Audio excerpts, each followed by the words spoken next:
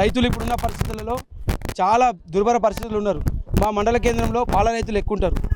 మేము ఉన్నప్పుడు కేసీఆర్ గారు ఉన్నప్పుడు, గౌరవ కేసీఆర్ గారు ఉన్నప్పుడు 4 రూపాయలు ఇన్సెంటివ్ ఇచ్చేది, రేట్లు పెంచేది, పాల రైతులకు ధర ఇచ్చి వాళ్ళని ప్రోత్సాహాలు ఇచ్చేది. కానీ ఇప్పుడున్న ప్రభుత్వం 6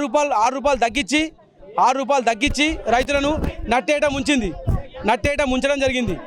దీనికి ముఖ్య ఉద్దేశం ఏంటంటే రైతుల మీద ఎలాంటి ప్రేమ లేని ఒక దౌర్భాగ్యమైన సీఎం ఉండడం అక్కడ ఇంపార్టెంట్. దౌర్భాగ్యమైన సీఎం ఉండడం తప్ప ఇంకో దిక్కు లేదు. ఇప్పటికైనా బుద్ధి తెచ్చుకొని రైతులకు వెంటనే రుణమాఫీ మరియు రైతు బంధు నిధులు విడుదల చేయాలి.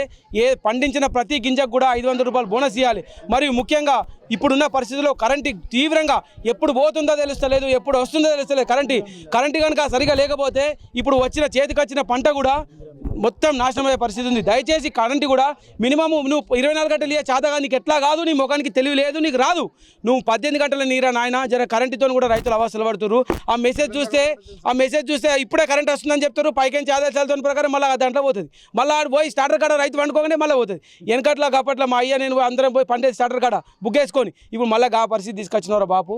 ఇవన్నీ జర దయచేసి రైతుల మీద నువ్వు పగ పెంచుకోకు, రైతుల మీద నువ్వు ప్రేమ పెంచుకో.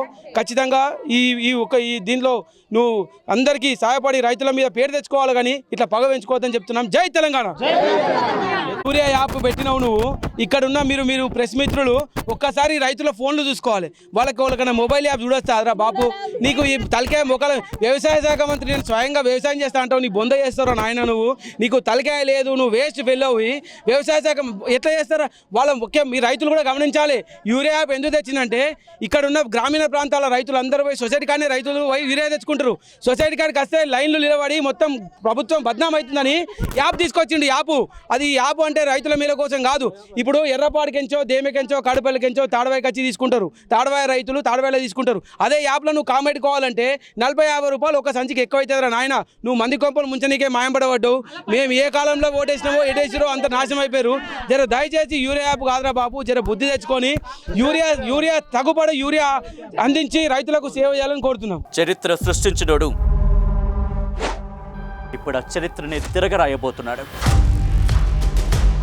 అబద్ధాల గోడల్ని బద్దలు కొట్టి నిజాలను రాగా మీ ముందుంచబోతున్నాడు. నిజమైన వార్తల కోసం వెంటనే డౌన్లోడ్ చేసుకోండి రా యాప్ని.